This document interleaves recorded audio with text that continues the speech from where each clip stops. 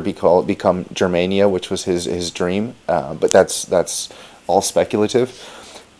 Anyways, notice how the narrator is putting the ideas in your head. You're not listening to anyone in the stands. You're not listening to them speak. You're listening to the fucking narrator. The Germans would lay their hands on the oil of the Caucasus. Rosenberg made the plans.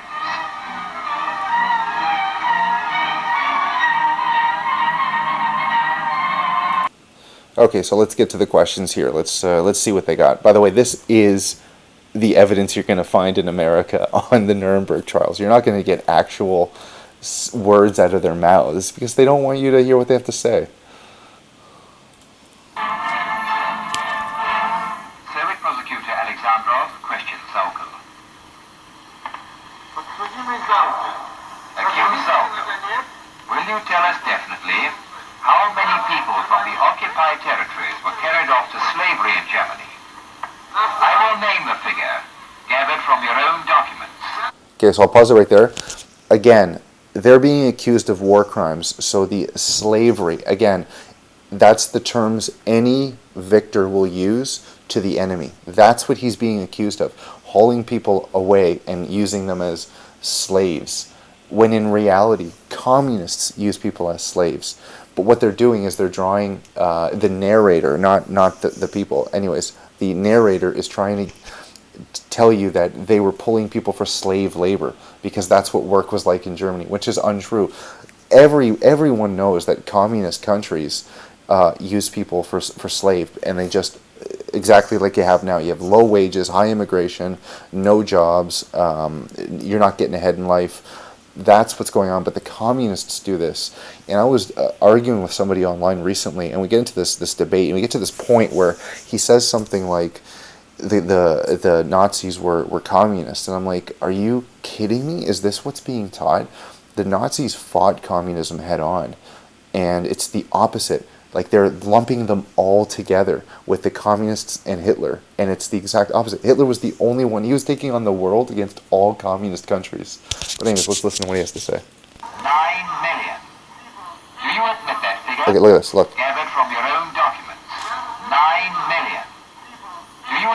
So 9 million people is essentially the numbers that the Allies pretty much used of the people that were either dead or switched over. For example, when Hitler took over part of Poland, they calculated the population in the area, and these are the numbers that we're coming up with here. No gas chamber numbers, no Jews, nothing of this sort, not even a whiff of it. That figure? 1.576.000 Kriegsgefangene. Saukel twists and squares, lies and contradicts himself. But here are the facts, taken from German documentary films. Hitler said, Germany needs slaves, many slaves, and the slave trader came for the goods. One more time. And the slave trader came. Hitler said, Germany needs slaves, many slaves, and the slave trader came for the goods. When did he say that? I have read everything he's ever written. Never have I ever heard that. I've seen the documentaries too. Never have I seen that. The narrator is putting that on there.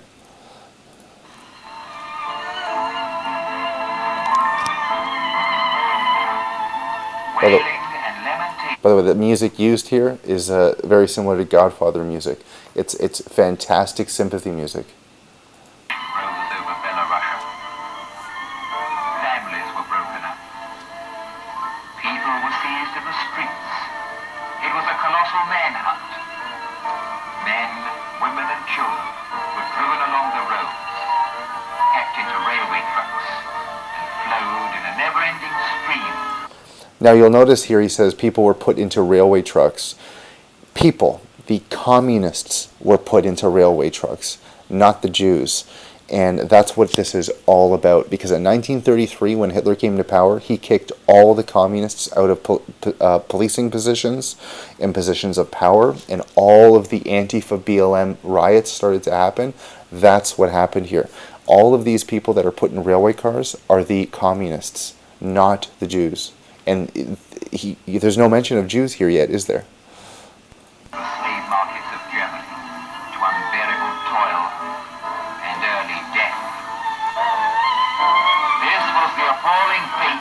Germans had planned for all mankind.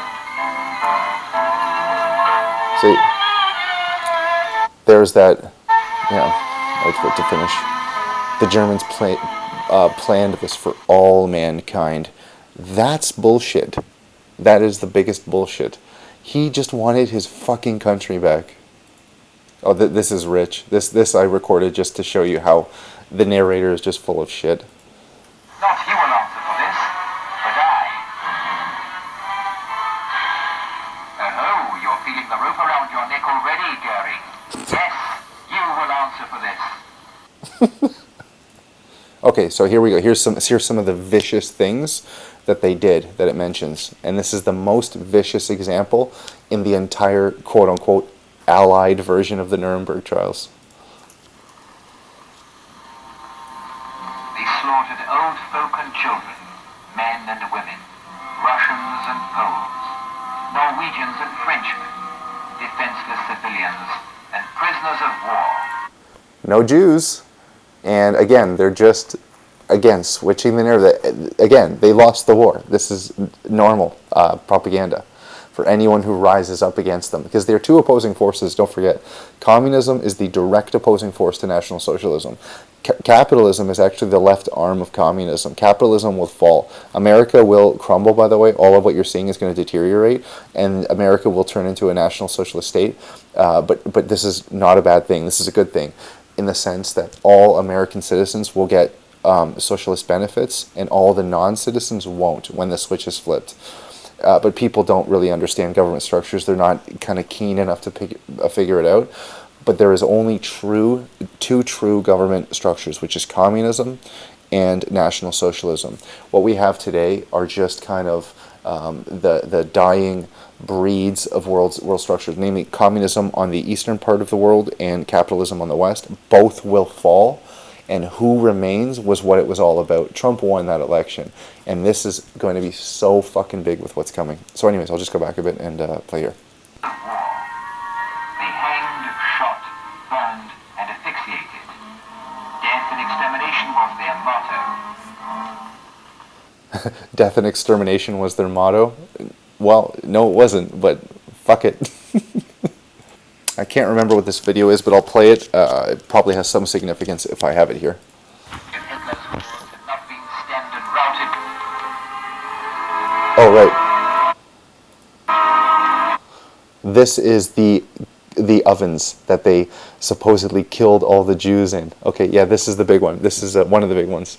This is the big ovens and the gas chambers. But you won't hear, it'll gloss right over the footage, because don't forget, these ovens, there's two of them. There's one here to the left, and it'll show one over here to the right.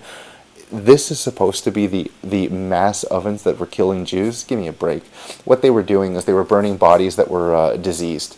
And that's all there was. If you were to actually see this room, it's the size of a small bedroom. It's so tiny. Anyways, but you'll notice, no, it'll show it, but not a single mention of gas chambers or any of the atrocities that we know. The only mention was for the gas chambers that Ernst Karl Brunner said when it mentioned the gas chambers. But these are the execution gas chambers. These were not the gas chambers that we know today. Everything we know today is conflated to make anyone who has a spine one of these evil people. And they just keep building it up, as though anyone with that as a patriotic backbone is. You have to understand, the idea here is to pacify all attempts to fight against tyranny. That's the goal of communism. if Hitler's force had not been stemmed and Watch routed, closely. There. That's it. let the nations of the world remember this. Right here. So which one is it? Were the Jews gassed or starved to death? Oh, Hitler was so evil, he did it all. Yeah, of course. These people are rail thin because they were dying of starvation. There was food deliveries that were cut off in wartime. That's what you do, is you cut food sources off to certain warring nations. Auschwitz, which is the western part of Poland now, well, is, or what rather was, the western part of Poland. The Allies cut off the food sources and starved these people out.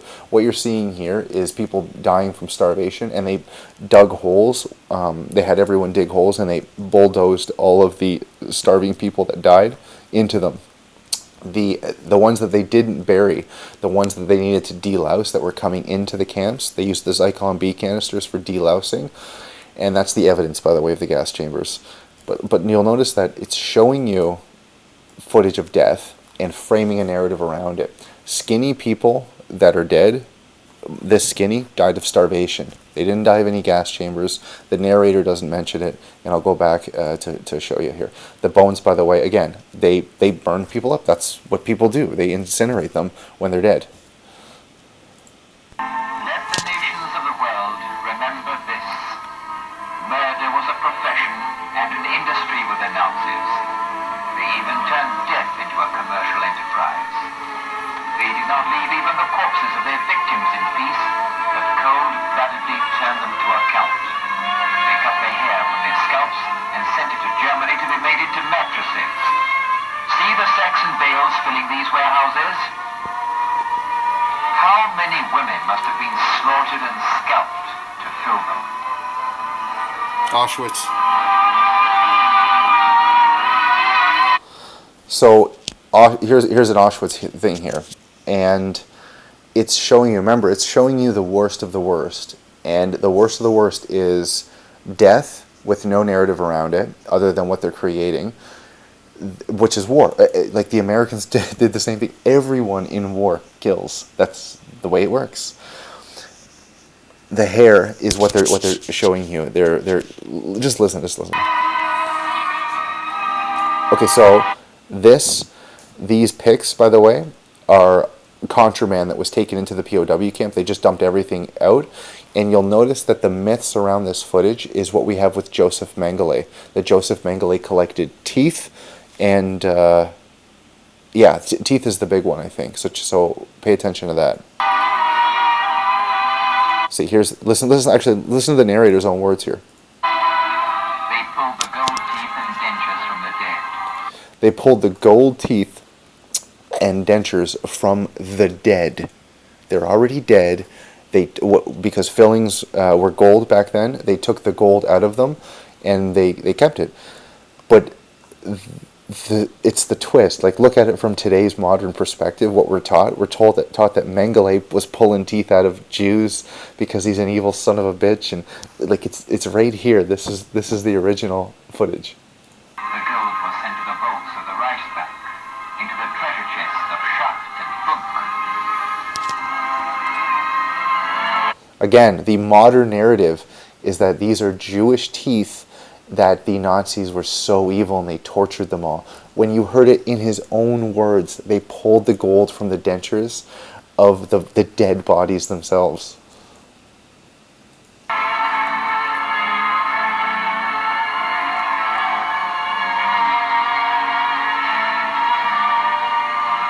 Here are some of these dentures.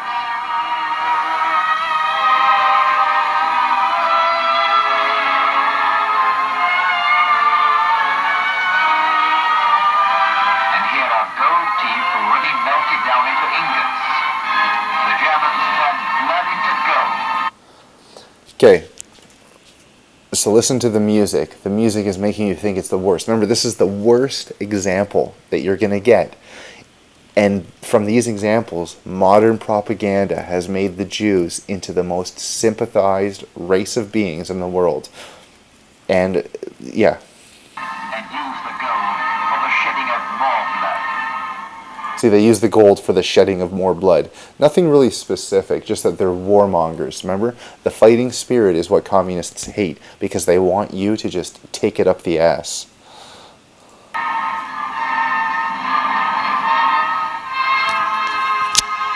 are rings taken from the fingers of the massacred. Okay, so the rings that you just saw,